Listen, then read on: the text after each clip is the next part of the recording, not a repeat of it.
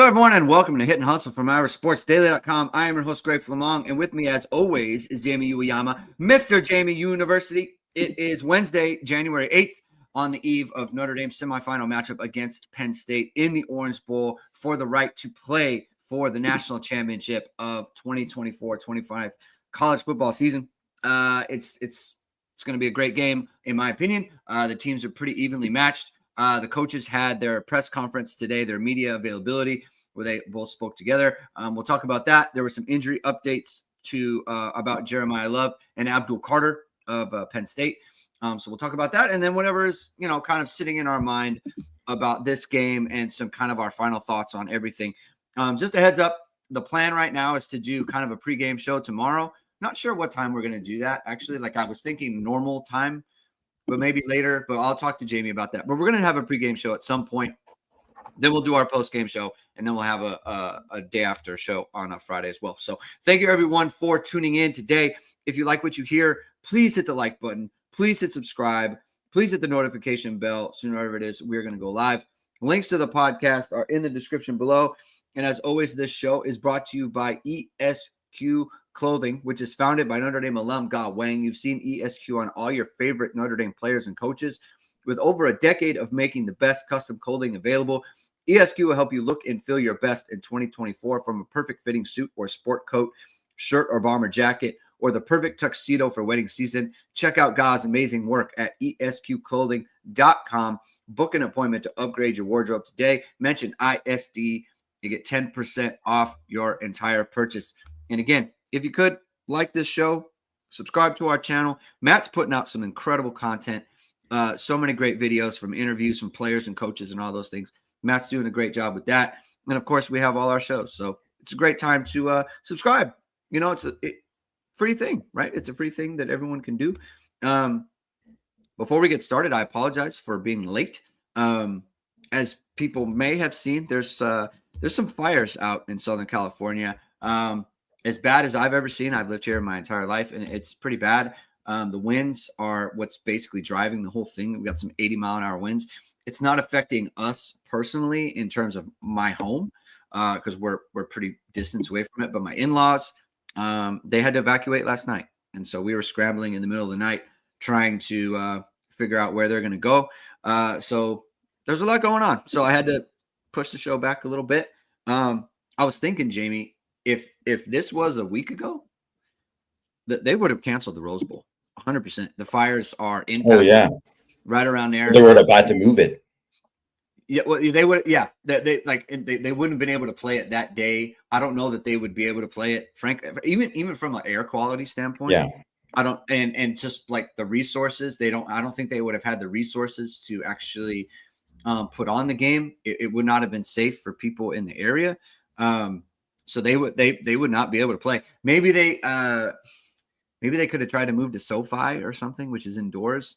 It would have been, they would have another situation where the playoff would have been affected by, events of the world. So it's not good. It's not a good situation. Hopefully the wind is dying down tonight, and hopefully they can get the lid on it. What were we going to say, Jamie? Well, I was just going to say, just hopefully, obviously when there's stuff like this going on, it's obviously it's very different than what happened in New Orleans, but it's just like another reminder that there's stuff that's like way more important than football. Yeah. And, things need to be prioritized. And obviously too, there's some circumstances that change things, and you just got to roll with the punches and do whatever, you have to do. Good thing that, there isn't a game there in Southern California this week. I know that in Dallas, I believe they're having stuff. Yes, you mentioned about, right? There's because that is a place too that when there is something out of the ordinary weather-wise, they're not prepared for that down there. So it's a good thing that Notre Dame's not in the Cotton Bowl, because those teams are going to have to deal with some stuff there too. So, but just hope everybody, in Southern California stays safe, and that hopefully, like you said, the wind dies down and they get it under control. Yeah. We press on. One play, one life, as Marcus Freeman would say. Speaking of which, Scott L. Esquire says, I watched the whole Frank Freeman Franklin presser, so you don't have to. Takeaways: 1, Franklin looks way more rested than Marcus Freeman. 2, Franklin and Marcus Freeman have almost opposite personalities. And 3, I want to win more now. James, James Franklin just cannot help himself. I look. This what we're about to talk about has really nothing to do with the game itself. I can't. Something that I appreciate about Marcus Freeman is I can't imagine him giving any sort of opinion on another school's situation, be it schedules, conferences, any of that stuff, like caring about any of that. I think his quote was, whatever, wherever Notre Dame finds itself, we're going to be there with pride. Right. And like that just goes like to his whole personality of like whatever happens is good for us because we are glass half full and we look at everything in the positive for Notre Dame.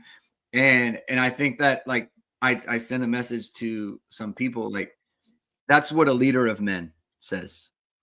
A leader of men is just looks at things like this is our situation. We're going to make the best of it every single time, no matter what it is. If it's a loss to NIU, we're going to make the best of it. If it's a win again in the Sugar Bowl against Georgia, we're going to make the best of that too. And there's just such a contrast between the two men, which is look, not everyone is like Marcus Freeman and James Franklin gets on people's nerves, but I do think it's interesting because I think it's a part of why Notre Dame finds itself in the situation that they're in, because Marcus Freeman has got that instilled in his team. Why are they even in this position that they've dealt with so many injuries? I mean, the injuries they've had are just like you would think ahead of this year, they would be catastrophic. They would be definitive. And they've continued to press forward and become a better football team all throughout the time. What was kind of your takeaways from just kind of the contrast that Scott L is talking about in personalities there? I mean, I personally do not care about any of those press conferences and just like, especially the ones that are like, hey, we got the two coaches together kind of thing. But I will look at it after the fact if there's any nuggets to glean from it. So like, I mean, I would definitely not like, I think it's one of those things, not saying anything about Scott, but just like, I'm not going to be like, wow, Marcus Freeman looks tired or this is whatever. I mean, whatever. I don't care about any of that stuff. I don't think any of that stuff actually matters. When it comes down to it of how things are going to turn out. In the game. Like I said, this is not a game analysis thing. Oh yeah, I'm just talking about an observation. Yeah, sorry, I'm going a long-winded way of getting to my point, but like, okay. The thing about James Franklin talking about how everyone should be in a conference, which I don't think, I mean, maybe I missed it, but I don't believe he was asked specifically about like Notre Dame not being in a conference. I think he like brought it up on his own volition. Like I think he brought it up as a part of a question about talking about their long season and how they played an extra game or whatever. And like, shorten your answer, bud. Just get to the point and just talk about like, man, it's been a long season. It's been challenging. We've never done this before. Blah, blah, blah. Just go to that. For him to kind of go and talk about that kind of stuff with, Mark Freeman right next to him and talking about that, like, yes, it does come off as like a built-in excuse if they lose. Well, we had this and, we had to go and play Oregon and do this and stuff too. And it's like, well, you also got the benefit of playing SMU and Boise State, and Notre Dame played Indiana and Georgia. And they got the benefit of 2 extra days of prep. Yes. For this game. All of that. And, they basically haven't, SMU and Boise State, they earn their way within the rules of the playoff to make it. But if you look at like any metric, those teams are like top 20 teams. I mean, Boise's probably like top 30, I want to really. say Boise was 27th in F+. Yes, I think they're 27th. So, Yeah. And it's not like it's a bad football team. They're a good football team, but and they gave Oregon all they can handle, right? But if you look at where, comparatively, like Notre Dame had to beat two top 10 teams. They didn't have to beat a top 10 team in the last couple of weeks. So it's like you can pick all these different things and pick them apart, but it's not like Marcus Freeman would ever come in and say, well, they had the easier draw. Like, no, it doesn't matter. They got It 2 extra doesn't. days. Yeah, it doesn't matter. It doesn't matter. Like, it was funny, and I guess because I think Tyler Horka asked this, and whatever. Again, I'm not picking on Tyler Horka. I'm just saying he was a specific person who asked this in the thing who works for On3, and he talked about how, this week, and this is a more challenging week, but it's like, well, it's really just 1 week. It's like a regular game week because Right. it's like it's just Thursday. You're playing Thursday to Thursday instead of Saturday to Saturday, and so yes, it's late in the season and all this, but that's it's not an excuse. You have a regular game week. It's not like you have less days. You have less days to prepare than Penn State, but you don't have less days to prepare than a regular week, and that's the way it should be looked at. And I don't know. It comes off as like maybe James Franklin is feeling all the kind of pressure that's to go, along with this game, and the fact that even though he won those games, I think, which we talked about with Marcus Freeman, beating Georgia was the game that mattered in terms of perception, of national perception, the perception of the fan base, all that kind of stuff. Because beating Indiana, there always would have been people, well, I don't know, right? But beating Georgia, it's viewed differently. And I mean, Penn State, they played 2 top 10 teams, Oregon and Ohio State this year. They lost both of them. Competitive in both games, but they lost. Right. They lost both of them. And that has been the story of James Franklin's entire time at Penn State, right? Like he loses the big games. He's 4-19 against top 10 teams. Yeah. So, I don't know. Maybe he is feeling the pressure of all that. And it's going to be interesting because I certainly don't think that there's too many people. I think Kolnicki's a good coordinator. I think, Tom Allen he's a good D coordinator. Like, he's done a good job. He did a good job in Indiana before he was the head coach there. And they've got a good coaching staff. It's not about that or anything. And they have good players, but Franklin certainly doesn't seem to be. Marcus Freeman, especially in these last, this streak, you've said, wow, Marcus Freeman, his in-game coaching has been tremendous. And I don't think anyone has ever said, man, James Franklin, wow, he stole that game. Like, it's just never happened. Yeah. Like, I think the questions are good because, again, it's not really to do with the game per se. I mean, maybe a little bit, but not in a way that I could predict or really analyze. Like you said, it would have to be after the fact. Penn State's a good football team, I think, and they could absolutely beat Notre Dame. Like the spread is 2.5, whatever. Right? Obviously, it's expected to be a close game. The over under is low, so it's like the defensive type game. That's what people think about it.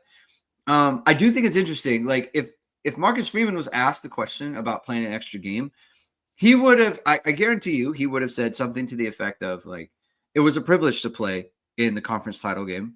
And we got to play for a championship and we didn't win it. And we hope to do so this time. Like, we hope to win this one. Right.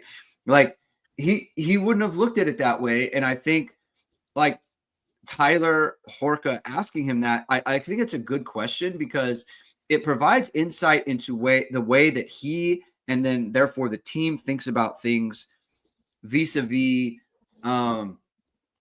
like how other people who aren't in it think about things, right? Like, even me, like, before the Georgia game, right, we had that disagreement about whether or not Georgia and getting the monkey off their back and all that stuff, like, if that has any bearing on them, right? And I think when you ask questions like that, like they give you little snippets of their mindset and how they think about things. And I think for him, and I think this is where, he talked a little bit about, he was asked a question about his parents and his upbringing and his heritage and everything. And I think, mentioned his dad. And remember, his dad was a military man. And being in the military is very like, it's all about moment to moment. Like you're never looking ahead. You're never like, it's all about preparation. And I remember like this video, this is kind of like a deep cut, but I'll tell the story anyway. So there's a video on, it used to go on Discovery. It was an 8-part series on Navy SEAL training, right? And it was just like a film crew filming Navy SEALs going through BUDS and their qualification process for that. And they're interviewing a guy, and they're doing one of these intervals during Hell Week, and it's very difficult. And he got in trouble. The person got in trouble because someone else did something to cause him to mess up, and so therefore he had to sit in the push-up position for like infinite amount of time. Right? It was indeterminate. And so he's sitting there in the push-up position, and his arms getting tired and everything. And the guy doing the thing is asking him a question like, what are you thinking right now? Or like, are you annoyed? He's like, no, I'm not annoyed. I'm nothing. And he's like, well, are you thinking about just like going on to your next interval and what the next thing you're going to have to do and getting ready for that? And he said, no, I'm just thinking about staying in the push-up position.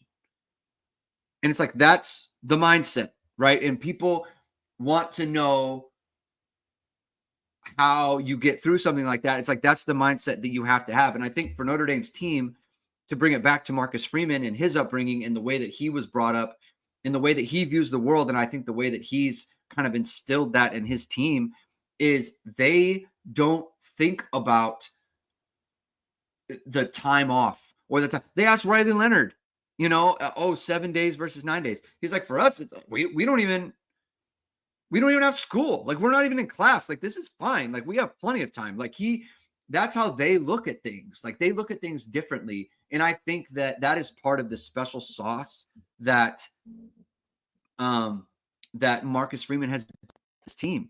And I think that's why they are different than, or I don't want to say that's the sole reason, but I think that's part of the reason why they've been able to overcome the things that they have this year, and why they are different than previous versions of Notre Dame football teams who haven't been able to kind of get to this point. And so, like, I agree with you in that I don't think any of this matters in terms of the game itself, and if it does matter, again, we can't analyze it where it's an unknown. Yeah. But I do think it's interesting to get their mindset. It's a reflection of the different head coaches' mindset. I think that is definitely fair. Yes. I think you brought up, I think that's a great example. Thank you, Jamie. I appreciate that. I appreciate the feedback on that. All right. Let me get some questions from the chat about this game. Aiden Curtin says, have you been able to identify any indicators to why PSU is so bad at tackling, specifically in the last 3 games, as you talked about? Is it something that was prevalent in the last 2 games? So it was in the last 3 games. PFF has them down for 57 missed tackles in the last 3 contests. Have you seen anything that as to why? Ashton Denty was a big part of that. He broke a ton of tackles. Yeah, he broke a ton of tackles. And so that's what he does too. Like, he's incredible. So I think, to be fair, that is a big part of it with him. And that's why one of the reasons why he is, going to be a first-round pick as a running back, or very likely a first-round pick as a running back, which you just don't see many guys like that. He broke a ton of tackles. He just didn't have space to do much with it, so he was, they were losing up front, and that was like the biggest thing there. And I think, so, I mean, that certainly plays a part in it. I think with SMU, I think some of it is, I think that SMU's like team speed. I think like they got, there's some things there that I think that, that kind of caused some of it. I think Oregon is definitely like tempo, speed, that plays a huge role with it. But I also just think there's just probably a lot of different things that when you're coming to this point of the season, where as James Franklin talked about, these extra games, these guys haven't played these games before. Yeah. Guys are wearing down, and maybe they don't know how to deal with it as much because you've never played this long of a season before, right?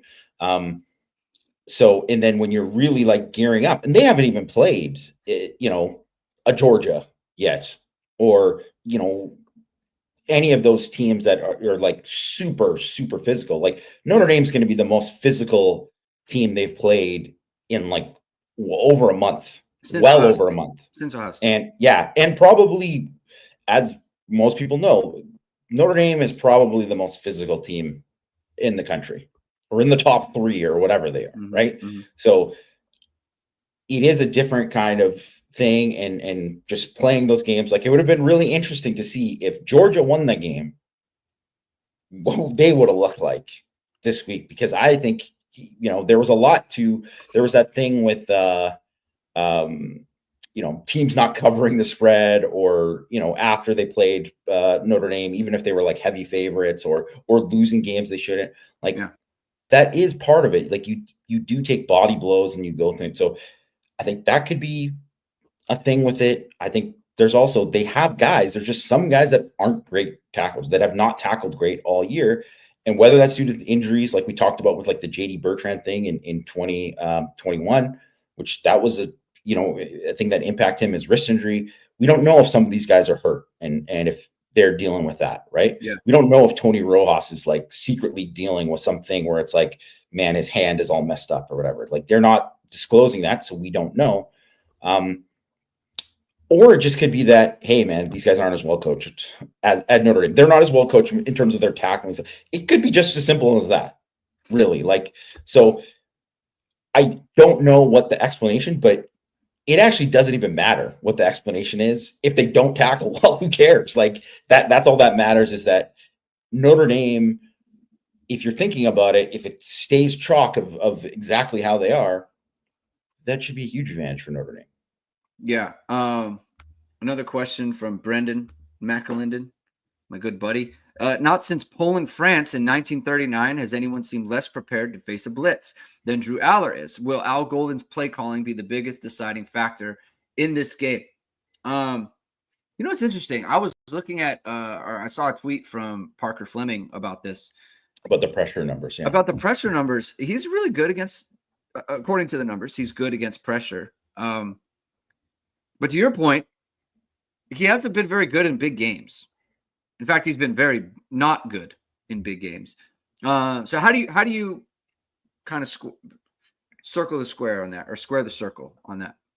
I mean, I saw that too, and I thought that was interesting. But I mean, I noticed that because right away you look at his, I look at all these things when I'm like doing scouting reports of these teams. I'm looking at like how they do against pressure, how they do against a clean pocket, what are their play action numbers, all that kind of stuff that you can get from like PFF and they provide and stuff, right? And he was definitely like an upper tier guy against pressure.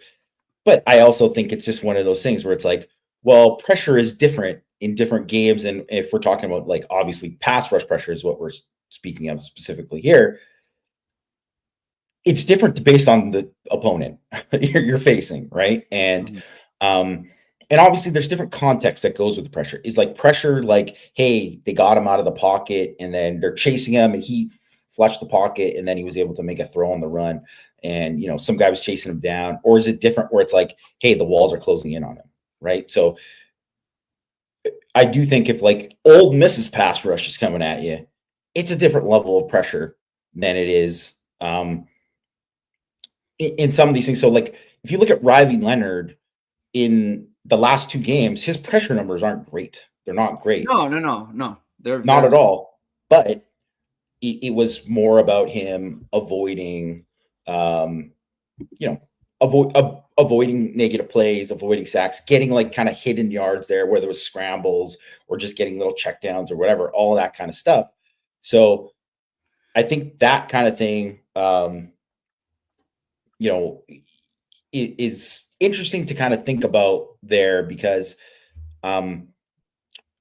he is someone who doesn't like, and he's a runner too, and he can escape. He's a good athlete and all that, so that's part of it as well. But I just think there's just like a different kind of thing if it's like, hey, it's third and whatever on the road or in this big, in the Orange Bowl, it's third and 8, and you have to make this throw. Whether it's like third and 8, you're playing Kent State. It's a totally different thing, right? So I just think there's things that I'm not saying not that stuff isn't valuable. It is. But when you look at and obviously the sample sizes are going to be different and all that, and that plays a part in it too. But I just think when you look at it based on how this guy, there's a reason why like scouts like view and they're like, man, that guy went way up, because these games do matter more, and there's more pressure, and everything is heightened up, and there's a reason why Lynn Swann made the Hall of Fame despite not making not being like a dominant player in the regular season, but he was so good in the postseason year after year. Being at your best in these big moments does matter, and that's the kind of thing that's why Joe Montana is seen how he is. That's why Tom Brady is seen how he is. That's why Patrick Mahomes, right? So it is one of those things where it's like similar to Franklin Allard. This is like a testing ground for him. Like, it's like he's either going to go like have a great game and be like, wow. I mean, Allard, you got to get out. Like, if he has a great game in this game, people are going to say he should go. He's got to go on the draft. Yeah. He's got to go in the draft. He'll be the first guy taken. But if he has the kind of similar games that he's had in a lot of these things, they'll be like, man, he really needs to stay in school. That's just what it's going to be. Scott L says, which matchups favor PSU the most and which matchups favor Notre Dame the most? By matchups, I mean like our passing game versus their passing defense and vice versa. So yeah, it's interesting, right? Like, this is where I really wish Jeremiah Love was healthy for this one. I just, it's hard for me to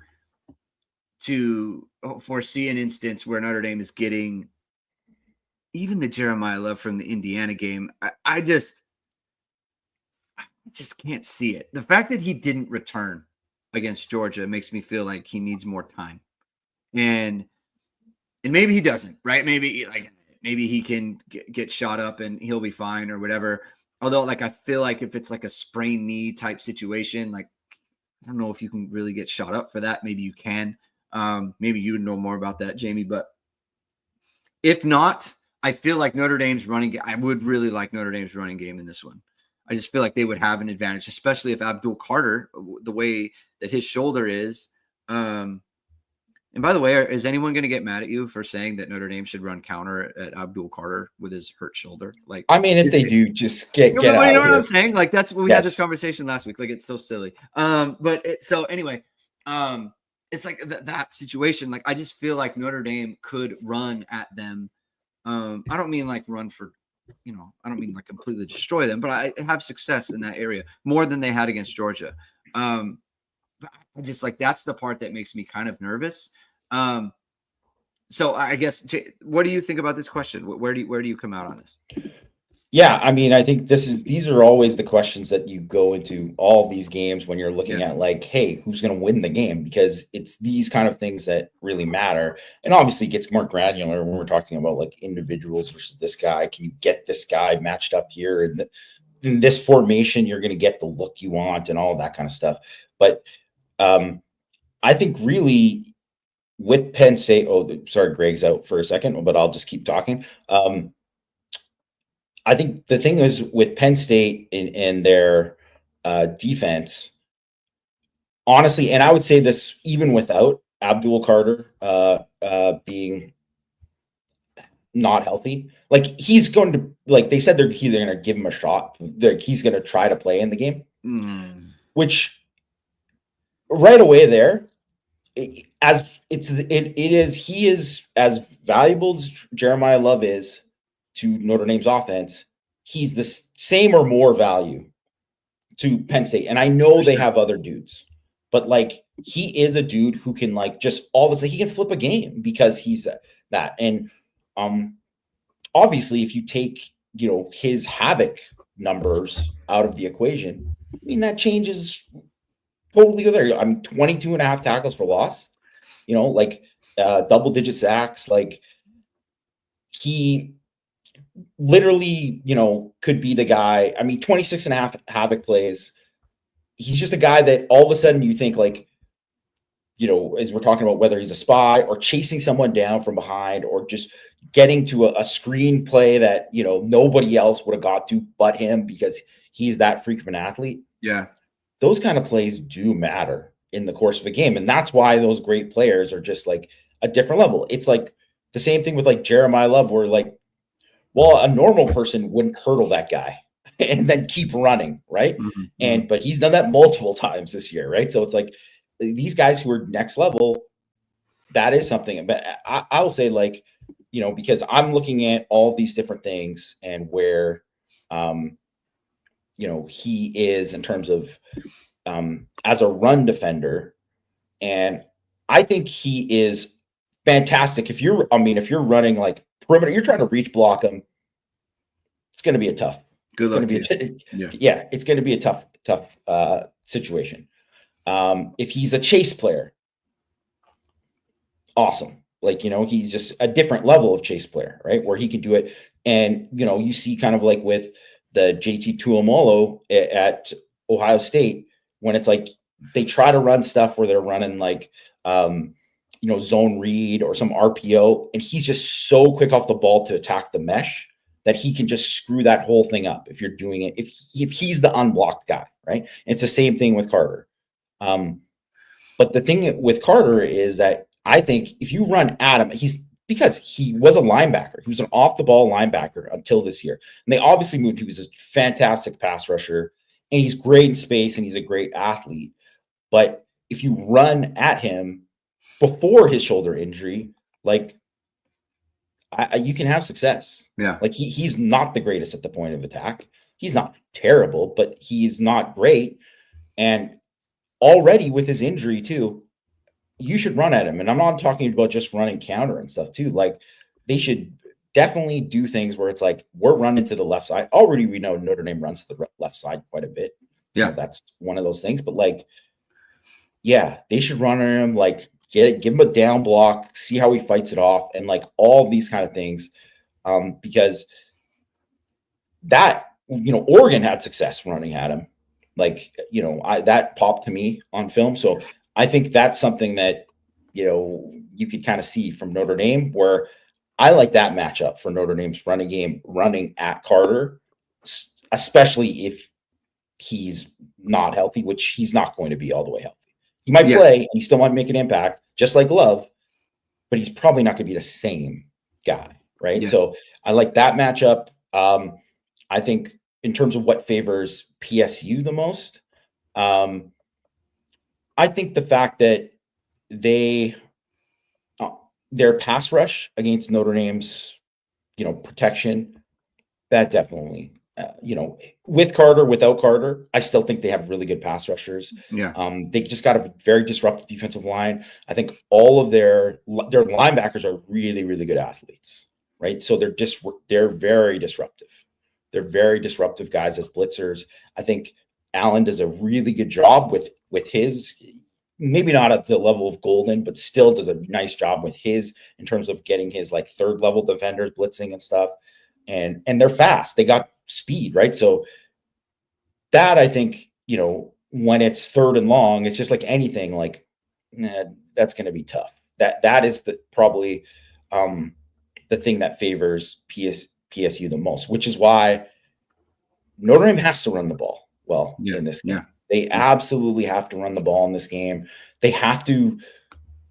Denbrock has to do a great job with like formation stuff to get them into favorable things. Whether it's like, hey, we spread them out here and then we got a light box and now we're going to be able to run here. Or, hey, we did this, we put this guy in motion and all of a sudden now we have numbers here. Like, there's going to be things like that really, really matter. Like, I think, Ohio State, I went, and watched that game. I've watched it a few times now. And I think one of the things what they did, they ran the ball well, not really well on Penn State until the end of the game in terms of just like running it right at them. Right, right. But they formationally, they had some things like they got a couple of like speed options to the field where, you know, they sent a guy and they had numbers there. And, you know, they obviously saw something on film and they, you know, they got about like 40 free yards just on 2 runs there. Right. So that kind of stuff does matter. CFP Hertz says Chris Mitchell was the one transfer who didn't have a big moment against Georgia. This would be a great time for him to shine. I assume he means. I actually sent this to Brendan the other day. Like, could it be the Chris Mitchell game? And I don't mean like, I mean like a moment, like Yes, like a Bo moment, Collins yeah. had, or like Jaden Harrison. Like they brought in Chris Mitchell to be an over the top guy. Could this be? It hasn't happened all year. Could this be the game where he hits one, or like Jadarian Price? Yeah. Could this be his moment, right? I feel like it's kind of out there for someone. It happened in the Georgia game, so why not those guys? Carden Racket, I'm not sure how to say this. PSU O-line versus Georgia O-line. Someone posted this one earlier. Good question. This is one thing that you said that had surprised me. You brought it up a little bit. We can rehash it today about are you still of the opinion that the Georgia O-line is better than the PSU O-line? Relatively speaking, I guess. Yes. Do you still okay? Why do you think that? Because I this isn't a disagreement. I want to pick your brain on why you think that is. Because I feel like most people would not go there. Yeah. Well, first of all, shout out to Rajon because he was the guy who originally asked the question earlier. Thank you, Rajon. Too. Who's always here. Rajon, always here. Rajon is always here. He's the man. I appreciate it, Rajon. It's mainly that they don't. Okay, their interior is significantly not the same as good as Georgia's. Like Tate Ratledge, Jared Wilson. Oh God, I'm blanking on the other guy right now. Dylan Fairchild. Those 3 guys are really good. And like, I know Notre Dame did well against those guys, but go back and if you watch the end zone copy, the tight line view of that, I mean, it was battling. They had to battle against those guys. And those guys are good. They're very, very good players. And they're better than PSU's line quite a bit. That interior 3 is better because I think one Penn State center, I mean, he's a problem. He's got a lot of issues. He's every game that they've played, top guys, good interior players, he's had a bad game. And if you look at really when they've played any team that has had a good interior, their interior guys, it's like they all give up like multiple pressures. They all give up multiple pressures in that game. And it's not just the thing with that obviously Landon Tangwell, who was on our show, was pointing out in terms of like their blitz pickup and how they were handling that and all that too, right?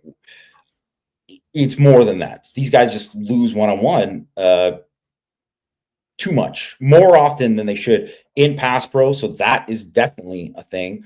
And then I think they work pretty well together as a unit overall. And I do think Nolan Rucci is he's done really well blocking as a pass rusher, or not a pass rusher, as when they're rushing the football. But he is not a great guy in pass. He hasn't looked good to me in pass pro. I think he's a guy who can get got in pass pro. I think Drew Shelton is like very average as a left tackle. And obviously Monroe Freeling was a huge problem for Georgia. And I don't think I think Shelton is better than Freeling. Like I don't expect Shelton to give up 3 sacks in the game. I would be surprised. But I also, he's not going to win all the time. He's going to get beat. And I also think he's someone who isn't as consistent in terms of the run game stuff as you would want to see. I think a big difference between Georgia and Penn State, as I think Penn State's tight ends block a lot better. They're much better blockers than Georgia's tight ends. And that was actually something that probably maybe we didn't point out enough after the game, that Notre Dame really did a good job. Like, when their tight ends had to block, like, they didn't win a lot. Yeah. Not very often. And Penn State's are going to win more. Certainly, Tyler Warren. To me, Tyler Warren is very like a Michael Mayer type blocker. And I know that people, Notre Dame fans will have like a skewed view of Michael Mayer being like, oh man, he was great. He was like highlights. He had some highlights, but he wasn't like a great blocker. He was just pretty. He also got whooped sometimes too, right? Like, it was more of like, certainly effort and all that kind of stuff. He was there, but that's kind of thing with Warren. When it looks good, you're like, oh my God, these like highlights of him just crushing a dude. But then you see, his technique isn't always the same, probably because the guy has to run like 400 routes in a game. So it's like, it's hard to actually have all that energy to be a great blocker when you're such a huge part of the offense each week. And I do think, their number 2 tight end, God, I want to say Dinkins. Hold on, let me look at his name again, because I don't want to screw this up.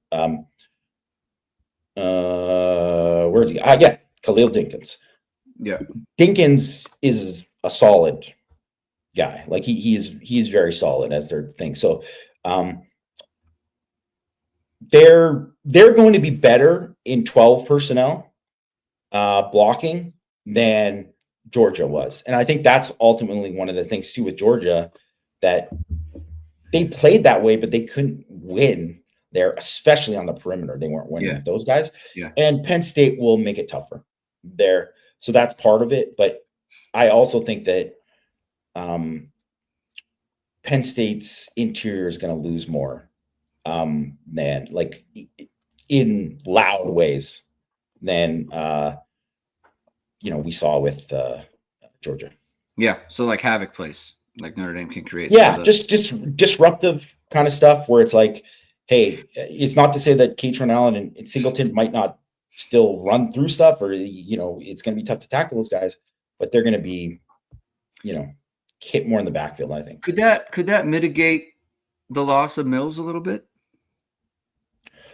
I mean, yeah, given that I would think Mills would feast in this game, right? I mean, obviously, there's something that's lost by Notre Dame, but you also don't want someone to take it like Mills would hold a stalemate versus some like a guard or a center, whereas like these other guys are going to get dominated.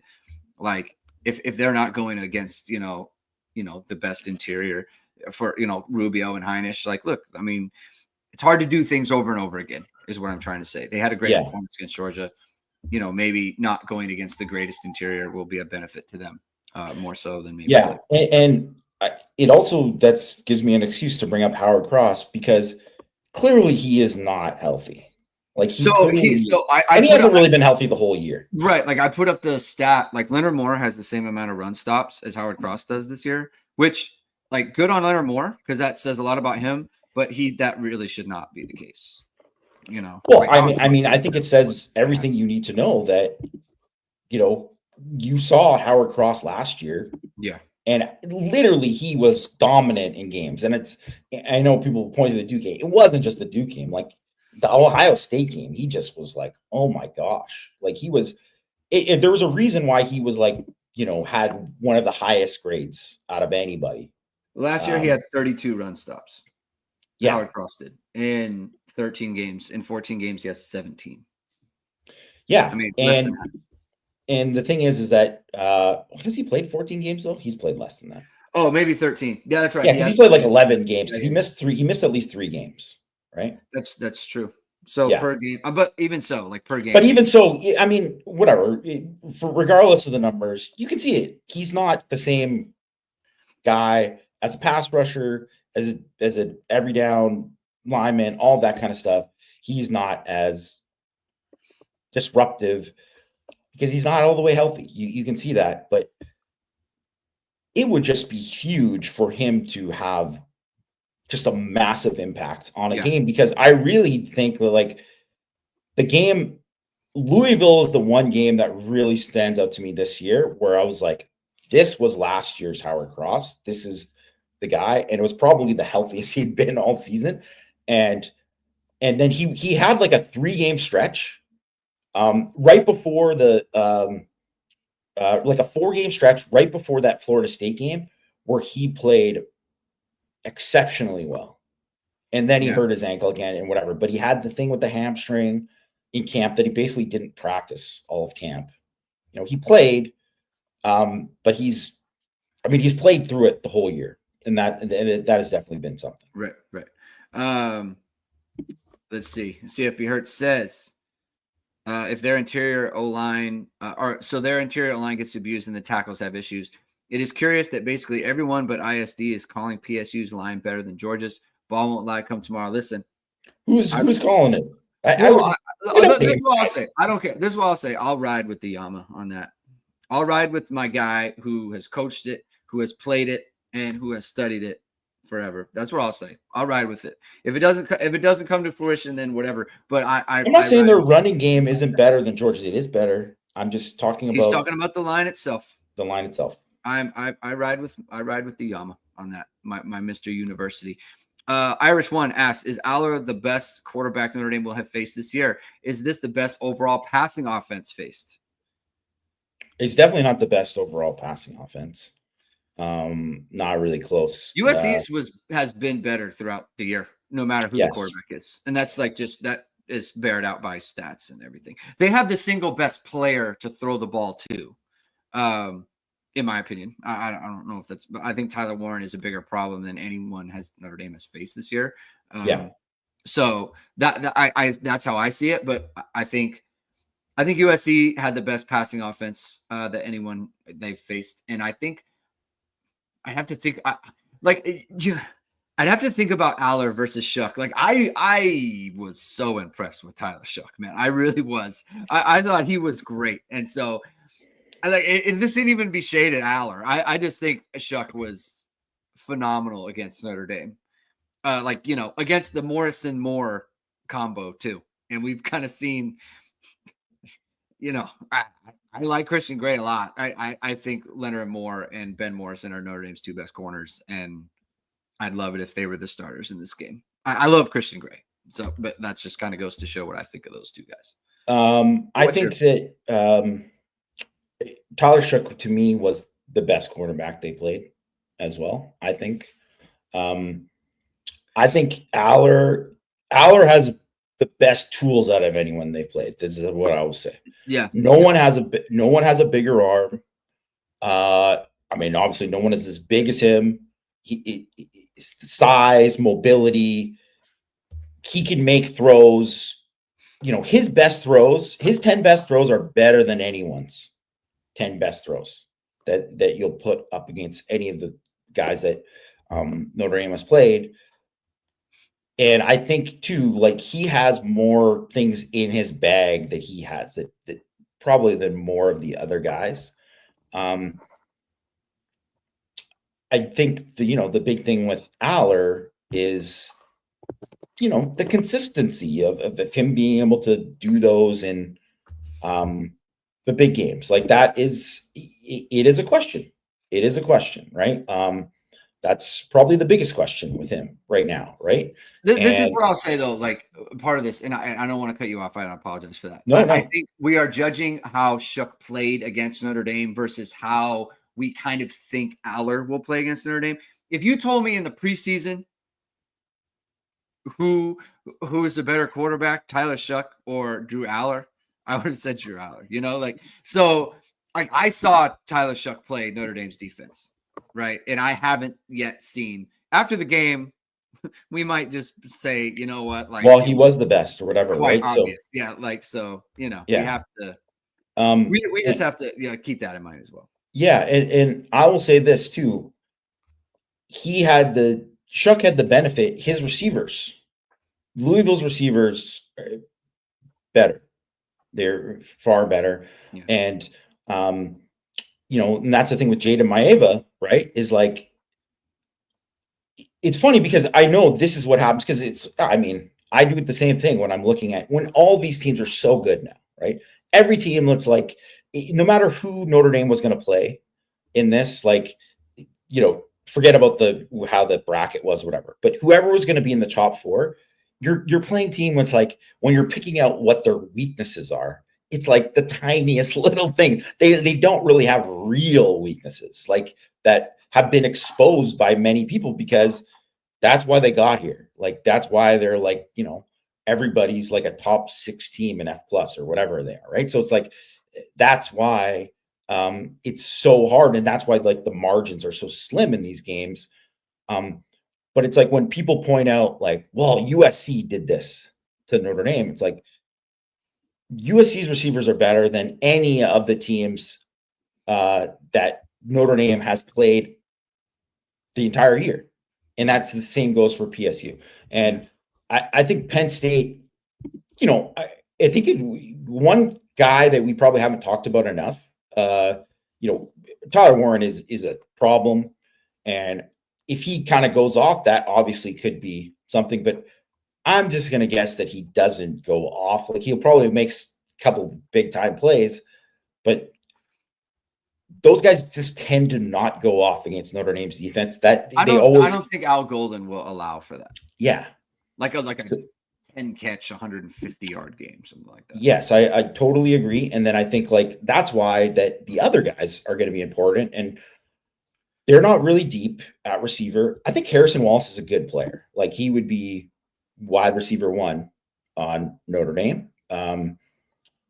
But he wouldn't be wide receiver 1 on these other teams. He'd be like the 3rd or 4th best receiver on USC or something, like, so he's a good player, but he's not whatever. But it's going to matter if he's got to make plays in this game. And then Omari Evans, who has been really like they needed somebody to really kind of step up as the season's gone along. And he's been like that big play threat for them. Mm-hmm. He averages like 19 point something yards per catch. And it's like basically 20 if you round it up. Yeah, 19.8 yards per catch. Yeah. 41.7% of his targets have been 20 plus yards down the field. Right. 23 point yards, average depth of target. They're going to chuck it to him deep. He is their Arian Smith, like he's like a 4-3 dude. Yeah. You better believe he's going to get matched up on Christian Gray, and they're going to say, "Hey, we're going out." They're going to take a shot there. Yeah, they'll probably take multiple shots. So that kind of thing, and obviously, like getting to Aller in those situations is going to be super important, and all that too, right? So, and it's kind of like Stockton. Sorry to interrupt, Gray, but you're good. But like I think one of the things, right? If you look at in that game, they started out the drive with that Arian Smith bomb, right? So that's, I think, when you're going to look at like some of that early down, like, hey, we're going to go and take a shot. Yeah. He had 100-yard game against Kent State. Kind of throw that out. The next most he had was last game against Boise State was 55. So it's like he's going to have a play or two, right? And you just kind of try to mitigate it. Hopefully, it doesn't go for a touchdown. I think on the Christian Gray point, like, I think my thing with him is for whatever reason, and I don't know why this is, and I think people always say, like, and I listen to people talk about it, like, corners have to have short-term memory and all that stuff. Like, that's true, but you also have to, like, as a corner, you have to look at the reason that you're giving up plays. And I think that's what, because the thing with Christian Gray is like, his struggles are specific to plays where they're running deep balls and his back is to the quarterback. He is struggling with when to turn, when to get his hands off, when to grab, where he's grabbing, how long he can grab for. Like he in that specific instance, that is, if you go back and look, like that is all of his problems right there.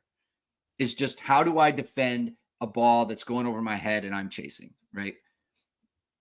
If they throw a slant, I'm comfortable with them throwing slants against him.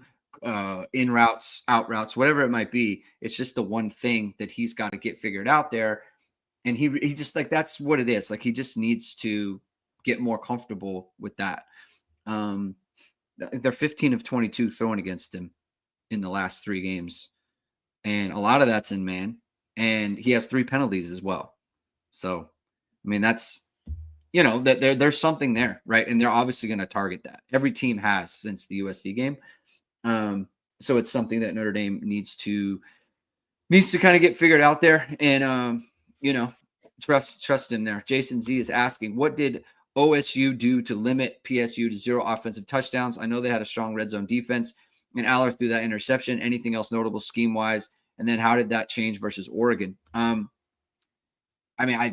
threw the interception at the end of the first half in the end zone, and then they had a 4th, and I don't know where they actually started at the goal line, but I know they had 3 plays from inside the 3, and they managed to not score. So it's like, first of all, they were not great offensively for much of that game. They did have opportunities that they squandered in the red zone, and on one very deep in the red zone, So, it's not like they weren't going to put the ball in the end zone ever. I mean, to me, it was kind of almost a better, like slightly better version of Notre Dame versus Georgia, right? And like they had opportunities to drive the ball and score. Did you see anything scheme wise? I think it was just, I think Ohio State plays similar to Notre Dame, so that's good context. They bracketed Warren for most of the game. So they took him away. They took that option away. And that's the thing too, is that where you probably should throw it up to him even when he's double covered, maybe once or twice in a game or something like that, because especially in these kind of games, because he's that dude, he's got to make one of those plays, right? Like that's kind of what you need. But Aller, that's the thing, that he isn't going to do that. He just doesn't, right? Yeah. Like he's very, to his benefit, safe with the football in a lot of things, right? Where, you don't see a lot of him just like taking chances, in those situations. So I think that was something that was big. And then the other thing is that, this is just what it is too. Ohio State whooped him up front. Yeah. Whooped him up front. Katrin Allen, 12 for 27, 2.3 yards per carry in that game. Nicholas Singleton, 6 for 15, 2.5. 2 missed tackles forced between the two of them. It's pretty simple too. That's the thing. If Penn State runs the ball on Notre Dame, if they run the ball like they have the last couple games, then Allard can be average. Yeah. And they can win. Similar to Riley Leonard, right? Yes. Notre Dame, yeah. It's same kind of deal. Then you don't have to get those explosives in the passing game. Warren doesn't have to go off, right? That is really it seems so simple and stupid to just say who runs the ball better, who stops the run better is going to win the game. But it's specifically in this matchup, that's probably what's going to end up happening. I mean, it's kind of the nature of it when you get evenly matched teams, right? It is on the margins, that no one has, when you ask, there are no obvious advantages. There are some things that you feel like you can exploit against another team, but there are no obvious, I don't think Indiana is going to be able to do anything offensively against Notre Dame. There's no red flag like that with Penn State or even Georgia. I didn't going into the game. We were pretty confident Georgia is going to struggle running the ball. They have not run the ball on anyone, and Notre Dame is better than most teams, And so we just felt like Notre Dame had the advantage there. I don't really see anything where it's yes. That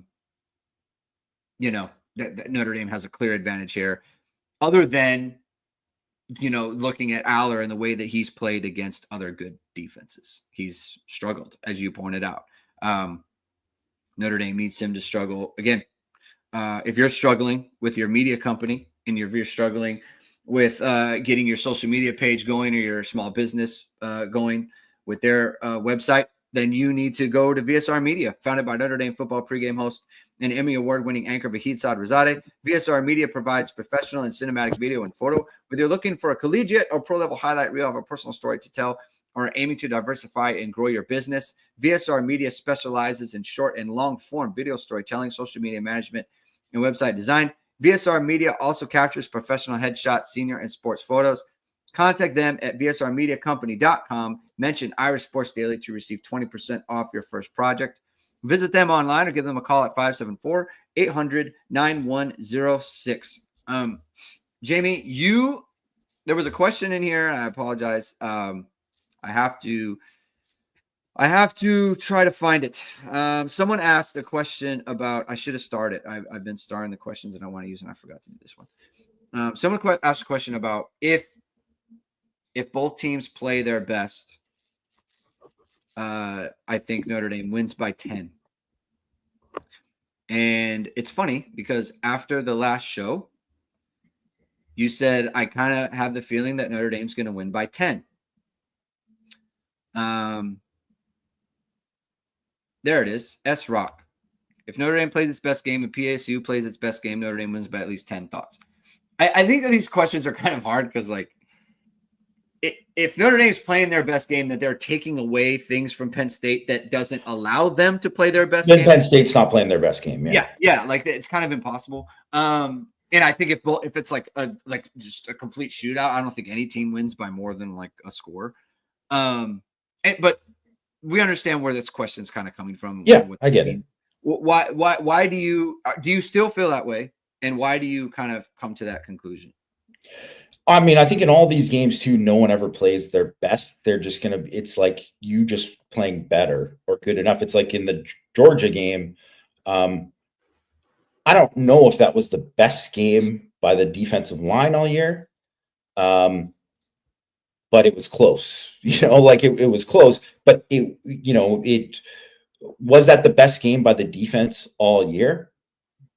Maybe, but like, I don't know, what that means because it also didn't, on offense, it wasn't the best game by Notre Dame. Right. So it's like, there's pieces of it, right. In what you're doing. And really, like, if you look at the one game that was the worst game for the defense, which wasn't a bad game, but it was the worst game for the defense, was Northern Illinois. Right. And so that's obviously, I think when I think about it, if Notre Dame defense they always play really, really well. And the thing is that they always seem to elevate their game based on the opponent and just really like take it to another level, no matter who's in the game, no matter who they're playing. And, Landon mentioned that whatever, right? Whoever it is, it's like, it doesn't matter. They're always playing like assignment sound, fast, doing it all and like stepping up. Right. So I just think that because of that, I think it's stupid to bet against Notre Dame's defense, So based on that, I think Notre Dame's defense will be better than Penn State's offense. And even if it's more of like a stalemate between, the Notre Dame's offense versus Penn State's defense, I think they would win by 10 still, right? Like that's how they did. And I'm actually, not to spoiler alert, but I sent in my pick to Mike already, and I picked him by 11. You picked him by 11? Yeah. Hold on.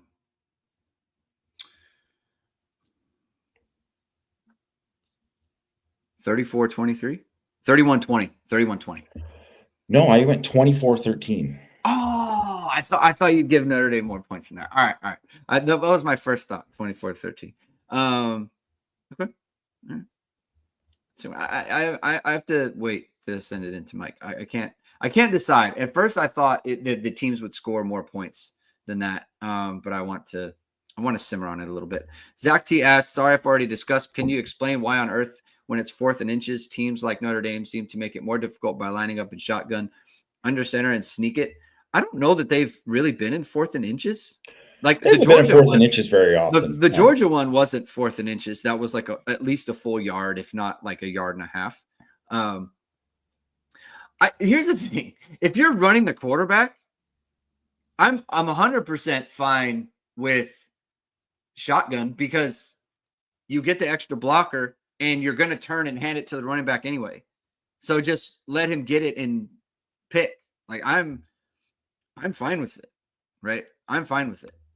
You know, I don't have any problem. And Notre Dame has snuck it before. Like on the goal line, they've done quarterback sneaks and snuck it in. So I don't have an. And to me, it makes perfect sense.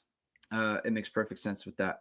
And I believe they're like, obviously too, this is like one of those things that like the football nerds, shout out to all the football nerds who give us all the great all the data and like whatever, honestly, whatever, I'm not even joking, like it is extremely valuable. Yeah, of course. They've done the studies on this and like, whether or not like, why is anyone like, it's like, there isn't a thing where it's like, you need to go, like the data doesn't suggest they need to be under center and run sneaks or do this or whatever. That's not what the data suggests. I like Ryan Leonard making his choice. And also it's based on how your line plays that, how your quarterback does it and all that. And it's just like, I think, okay, so remember, I guess it was 2022, right? Freeman's first year when they did the Mitch Evans one. Oh yeah. And it was successful every time except for the one time against USC. Mm-hmm. But that was like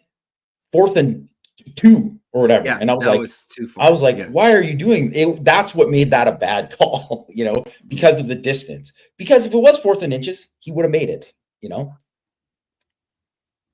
Yeah. Something that I'm kind of worried about. I don't want to say worried about, just something that occurred to me yesterday.